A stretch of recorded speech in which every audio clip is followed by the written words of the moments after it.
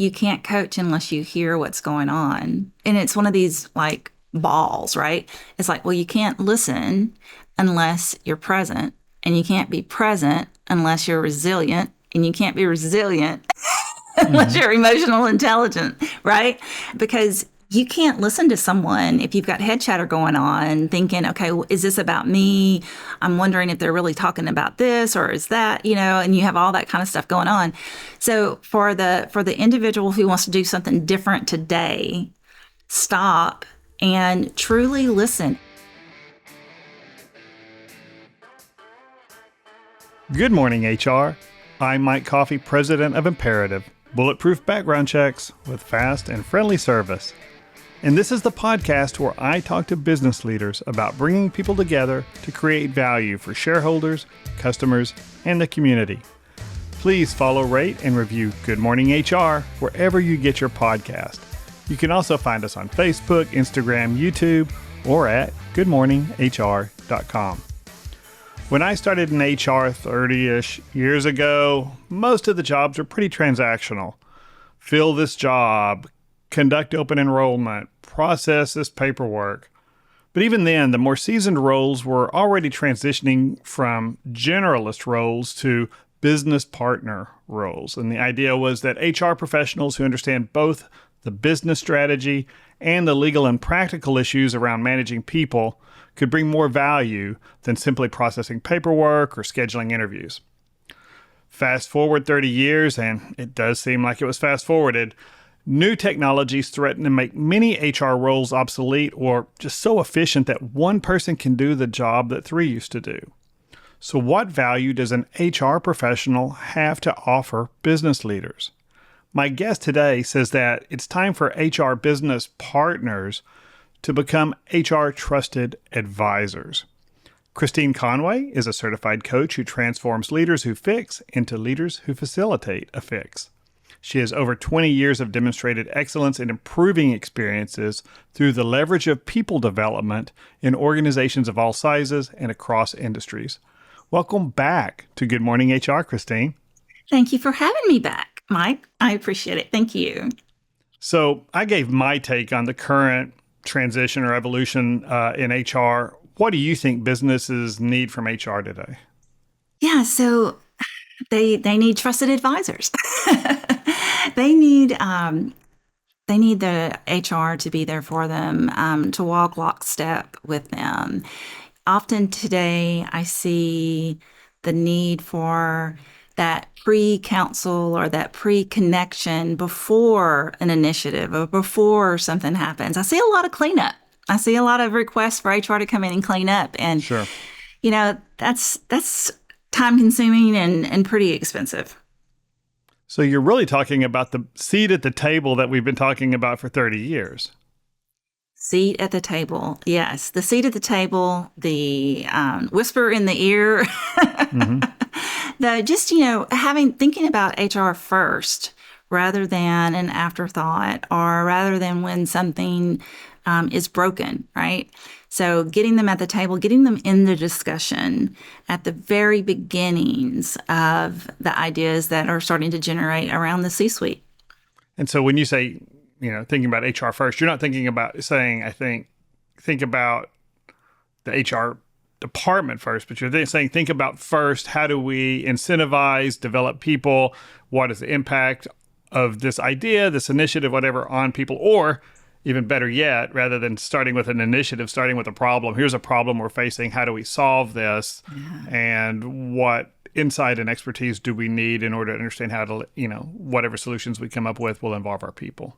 Yeah, how's it going to impact our people? And usually the person that are the people that have the best finger on the pulse for that, it's going to be your HR team. And, many times we don't bring them in soon enough to really talk about the implications of things that are happening. Maybe it could be an initiative. It could be a culture reset, right? It could be an org change. I mean, sometimes you go into organizations and they change organizations every year, trying to, changing the seats. And that impacts people at a different level than one may think. I think part of the problem is a lot of HR professionals still think in a kind of a regulatory mindset. My job is to keep the organization from getting sued. And I'm all about risk mitigation. And I think things are just moving so fast. I mean, not just AI, but across the business world. There are times where business leaders just, feel the need to say, we'll break things along the way and we'll fix them, but we need to move faster than, having these giant kumbaya meetings where we're all just, all have to be on the same page before it's said and done. Yeah. And I think in a lot of organizations, that's the problem, is that, the HR people not only don't have a seat at the table, they can't find their way to the boardroom because they're so wound up in being the police agency for the organization. Yeah, absolutely. And they're that way for a reason, right? Because, Right. History has proven itself and that's a need for sure. And so it's really taking that transition and going into that personal development of those HR individuals, those HR professionals that can really take a different perspective on their position, on their job, and really start rewriting the value that they bring.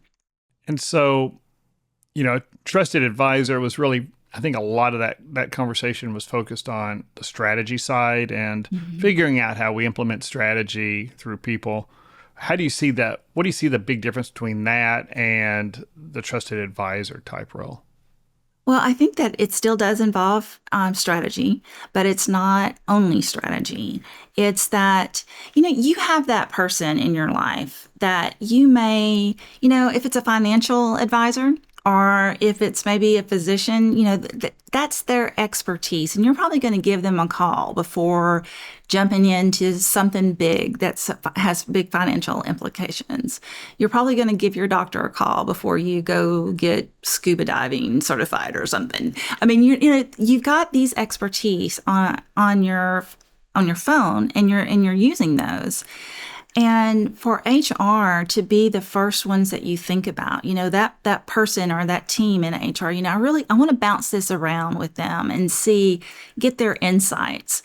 That's what I mean. It's that I trust this person. I trust their expertise. I know they know the people. I know they know the regulatory system as well, or the side of that as well. And I'm wanting to go and pull that from them. And right now, many times what I experience with HR professionals is that they're banging on the door. It's like, let me in. I have this stuff. I have these expertise. Let me help you. Let me help you help you. Right. Well, and I guess that begs the question, trusted advisor to whom? Because are we just talking about the CHRO having this skill set so that they can talk to the rest of the leadership team, or who are we going to be trusted advisors to? Yeah, it starts with the CHRO, right? It starts with that role model of this, and then the expectation that those that follow underneath the HR partners that are there right now, the business unit specialists, things like that, to get these skill sets to where they are the first ones that people call instead of the last ones that they call. And if you build up that trust, people will seek your advice. But you've got to be able to build that trust so that you can be sought out and not the other way around. Because many times we're spinning our wheels trying to say, I have this information or I can help you. But, sometimes the door is locked. So you mentioned the skills that we need to do that. What are those skills then? Yeah. One of the first things for HR, have you heard that HR is a little burnout since COVID? Yeah, that's have been you heard that? Hot topic, yeah. So they're burnout. I think it's the first thing. We've got to start taking care of ourselves and building resilience, increasing our emotional intelligence, sharpening up on our change management skills. I mean, those three right there are core, because as an HR leader, as a trusted advisor, you've got to be the calm in the storm. You've got to be the one that keeps their cool and can still ask the questions, keep their head in the game while not thinking it's about me, not doubting my expertise, not wondering what else has been done, without my knowledge, all of that. You got to be able to turn those things off so that you can be that effective person in that moment. And really working on those things first can really set any professional, but especially the HR professional, up for success, because then they're more present. And when you're more present and you're not losing your cool, or you're not having this head chatter going on, because we all have it, you can be present and you're listening and you're hearing and you're understanding, and that leads to trust. So those are the first steps. And you mentioned resilience. Tell me what you mean by resilience, and then how do I build it? I think there are a lot of I think there are a lot of business leaders in general who over the last 4 years have been, just been worn down, right? Over the last 4 years. Yes. And it's just been one thing after the other. Everything from COVID to elections and now AI and technology. So it's constant change, and maybe it always has been, and I'm just getting older and it's wearing me down more, but how do you build that resilience? What do you mean by resilience, and really how do you build that? I think resilience is definitely an outcome of emotional intelligence. Okay. So the stronger you become emotionally intelligent. So what I mean by that is that you're able to understand what kind of emotions are going on with you. You're able to sense other people's emotional state so that you can use it for data. You've got data from yourself, and being able to stay really calm in that moment. And so once you're able to do that, resilience is that the ability to get up every morning, right? And fight the good fight, if you wanted to say that. I don't really like that, but it does ring true with that. And you keep getting up and you keep going, and it's not something that allows you to take in and get enmeshed in this situation. And I think that's what a lot of times we as HR professionals do, is because we care so much. We want the company to be successful. We want the employees to be successful. We want these things to happen. And so we take in all of that. And when you build resilience up, you're in it, you're objective, but it's kind of like that water off the duck's back, right? You get splashed, it gets all over you, but you swim a little bit and it's gone. And that is really kind of a visualization of resilience. And it starts with that self-regulation, which is part of emotional intelligence, recognizing those things, stopping that head chatter, not allowing everything that goes on to be about you. I mean, we get that way, especially when we're burnt out and we're tired.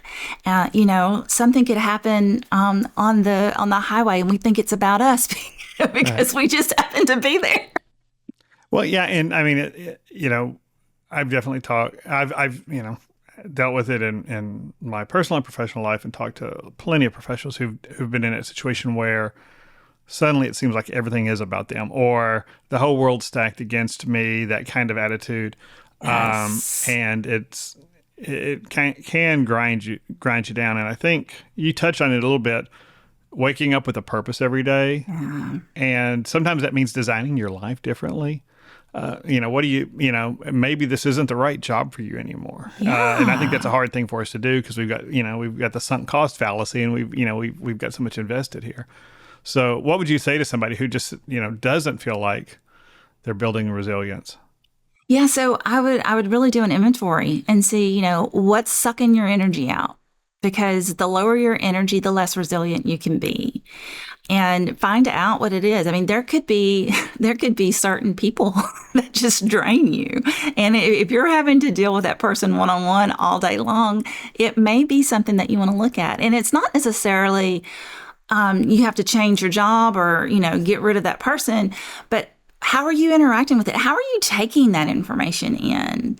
There's a lot that can be said for just changing a perspective and just shifting your mindset a little bit by understanding the things that are being said and interpreting them and giving them different meaning. Because, Mike, as much as I love you, you can't make me feel one way or another. Right. Yeah. I take what you say and I interpret it. And that meaning that I interpret it to be becomes the meaning that I assign it. Right. And I think that's something that you hear a lot is, they made me feel demeaned or they demeaned me or they did this or they did that. No, they did what they did. How you responded to it is how you felt.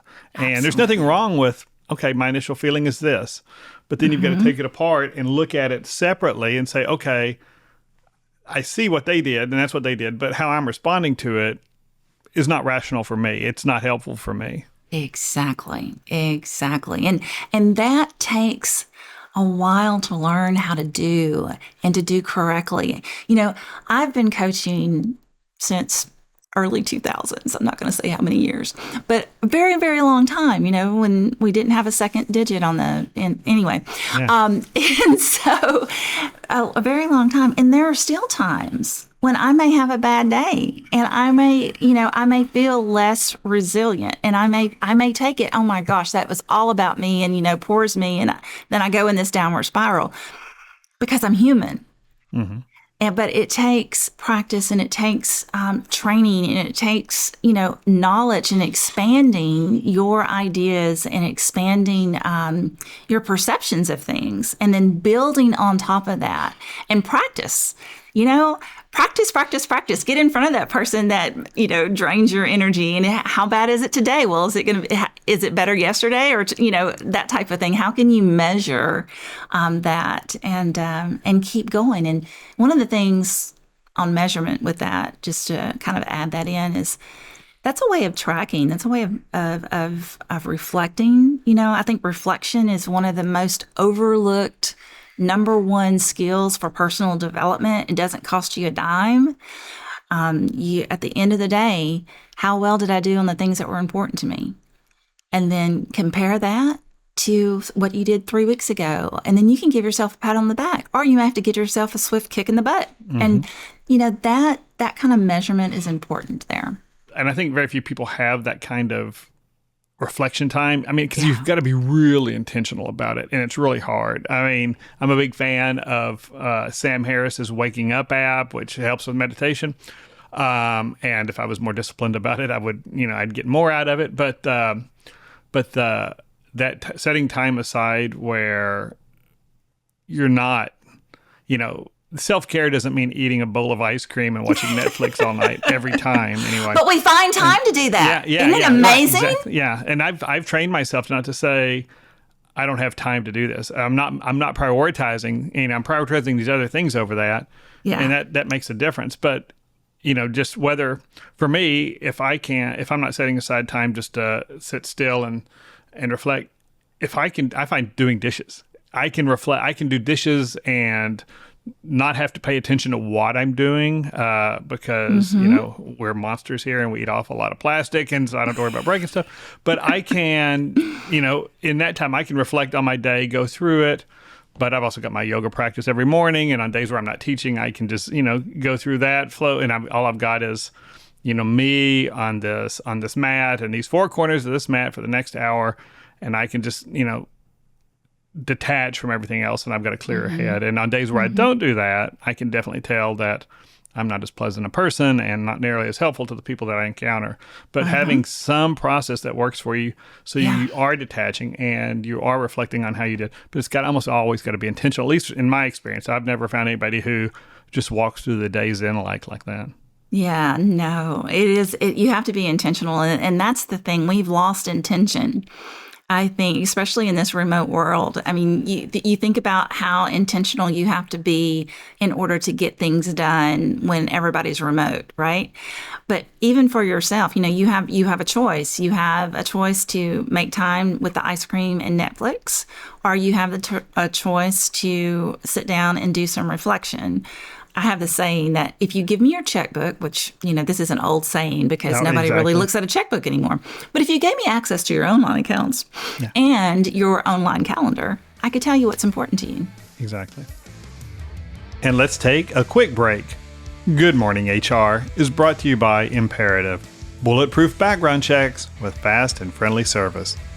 If you're an HRCI or SHRM certified professional, this episode of Good Morning HR has been pre-approved for 1/2 hour of recertification credit. To obtain the recertification information, visit goodmorninghr.com and click on Research Credits. Then select episode 157 and enter the keyword ADVISOR. That's ADVISOR. And if you're looking for even more recertification credit, last week's webinar, The Ethical and Practical Considerations on the Use of AI in Human Resources, is available on our website. We discussed the history of artificial intelligence, the ways we use it every day without realizing it, and how generative AI can bring value and risk to the organization. We even met the deepfake Mike Coffey. This free webinar is pre-approved for an hour of recertification credit from both HRCI and SHRM, and you can watch it at imperativeinfo.com/webinars. And now back to my conversation with Kristine Conway. Let's dive deeper into building that emotional intelligence piece, because you and I have talked about it before here, and we've talked about it several episodes, but that awareness of what's going on, how the circumstances are affecting me and how I'm responding, but also understanding, having some insight into how these same circumstances are affecting these other people and where they're coming from. How do you develop that skill set? Well, how do you define emotional intelligence, and then how do you develop that skill set? Yeah. So defining emotional intelligence is being able to be aware of yours and others' emotional states, extract data from that, and use it wisely. Okay. It's the shortest definition I think I've ever come up with. So that's how I define it. And, and how you develop that is a series of things. The first thing is just becoming more aware. The awareness factor. Think about how many times you drive from point A to point B and you didn't look at anything, right? You knew you got in the car and you knew you got out of the car, and you weren't aware of the buildings that were being built or the trees on the side or, whatever. So creating a sense of an awareness within ourselves is so important. And you can do that by some mindfulness practices. Yes, there is meditation, but not everybody can do meditation, right? There's different little things that seem so unrelated that can help you create that awareness. One is just stopping and listening to your breath. And building that ability to stop and slow down. It's little things like that when you continue to build a practice like that, you can start becoming more aware. You have a conversation or you have a meeting. After the meeting, take 5 minutes and think about what went on in that meeting. What did I process? I wonder, did I convey what I needed to convey, right? So all you're doing is you're taking time to reflect back, which is going to make you more aware for the next time. And you really just keep building on that. And there's all kinds of tools and exercises and things like that I help my clients with, and I also teach it in a couple of programs that I have coming out. But that is, you've got to keep doing that, and that is the thing. You can't. There is no shortcut to it. No shortcut. And that's what we want. We want a pill. I've been asked, do you have a pill? Because I need a pill. I was like, I don't have a pill. It's a muscle. Yeah.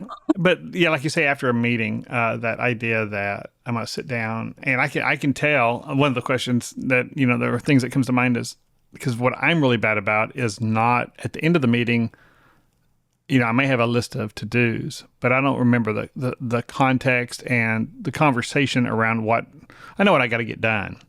But, I'm real, I'm that type A guy. I want to get stuff moving. Okay, let's get to the point and all that. And at the end, I'm like, okay, somebody said something about their anniversary last weekend, and somebody else said something about this, and all these little, things that we do in our opening segues in our staff meetings, and then I'm kind of ashamed, right? I'm like, oh, well, okay, I didn't do a very good job on that. And so next Yeah. week when we hit that part of our weekly staff meeting, I need to make sure all my windows are closed and that I'm focusing on this person and dealing with that. Yeah.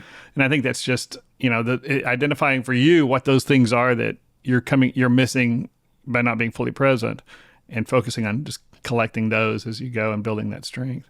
Yeah, absolutely. And if you're thinking about, I want to be more aware of what people are saying and are not saying, right? Because there's a lot of nuances. There's a lot of things that people kind of slide in there, and we just breeze over it because we don't have time to go there. If that's something that's top of mind for you and that's something that you really want to work on, well, that's your point of reflection after those meetings, right? So that you're not kind of all over the place. You're focused in on how well did I do that, or did I miss something? And, a lot of people record meetings and nobody ever watches them, but there could be a time that okay, that was really important. Let me go back and look at that, because we have that ability now. There was some movie with that too. It was kind of creepy. Can't remember the 9/11. I'll text it to you later. But yeah, then so we get all this, but then that last piece I think that's really important that you mentioned for a trusted advisor is the ability to actually coach. Yeah. Talk about that. Certainly there are coaching programs. I think you're CFI certified or ICF certified, whatever it's ICF, called. yes. ICF. And, but, for that HR professional or even that frontline manager who really wants those skills and doesn't have time to right now, or isn't allocating their time, to that right now to make that the priority. What are some basic skills that they can develop to be better coaches? Yeah. I think that the number one thing is to listen. I mean, you can't coach unless you hear what's going on.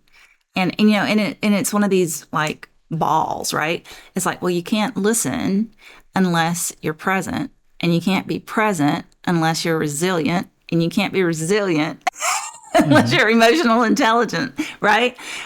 Because you can't listen to someone if you've got head chatter going on, thinking, okay, well, is this about me?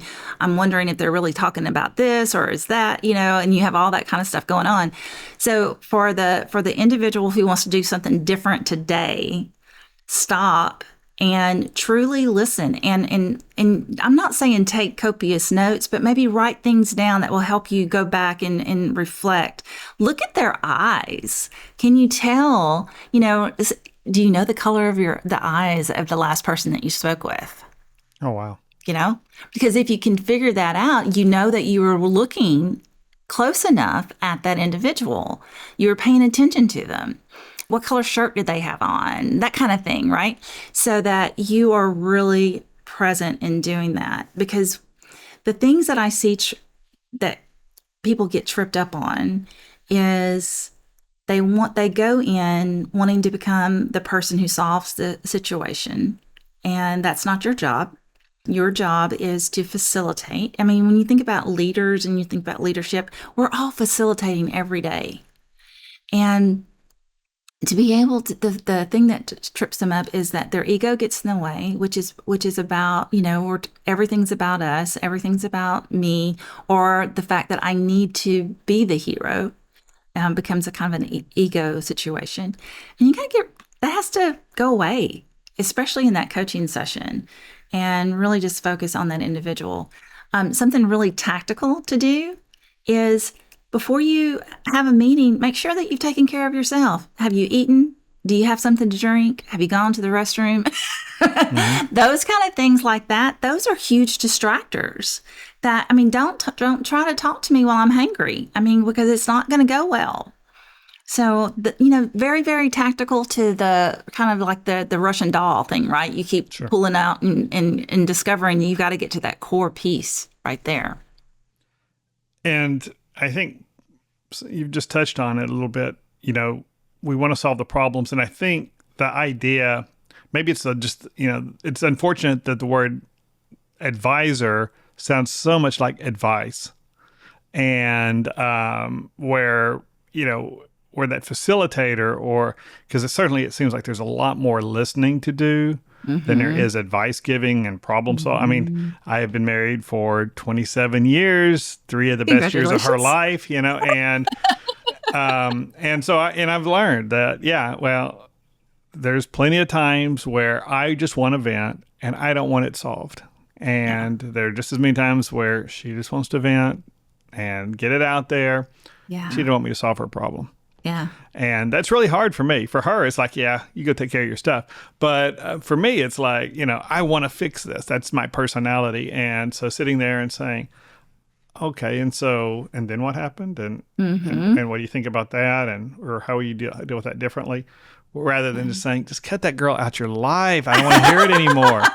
And I think that's a part of the problem we have, though, is that, and we want to be helpful, and we want to be attached to the solution. A lot of times we want to be seen as, that was my idea that we just implemented, that kind of thing.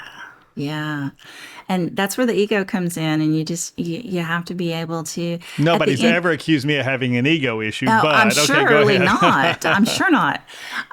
That's where you have to really put that aside and be there for the individual and remember, why am I here? What's the purpose of this conversation? Is the purpose for me to get another trophy for solving? Or is the purpose for me to be this person's trusted advisor to where they can leave here with a better decision? And, you can't, with HR having all the expertise that they have, they are going to end up advising at the end of the conversation, right? Because they're going to have, okay, well, this is what legal is all about here. Here are some regulations you should consider. And here's the information that, I know about the employees and where they're at. They're going to end up advising, but you're never going to get to that point unless you become trusted and you can listen so that you can give them the right advice, the right guidance, the right direction. And that's where those, having an HR credentialed professional add in a professional coaching credential, to me, I think that's magic, and that makes that trusted advisor happen. And one of the things that I've found in all kinds of circumstances is somebody wants to start sharing and they want this conversation. We will start down that road. And if I'll stop and say, okay, just so I understand, what do you need from me here? How can I be most helpful to you right now? And maybe it's, I just want to vent.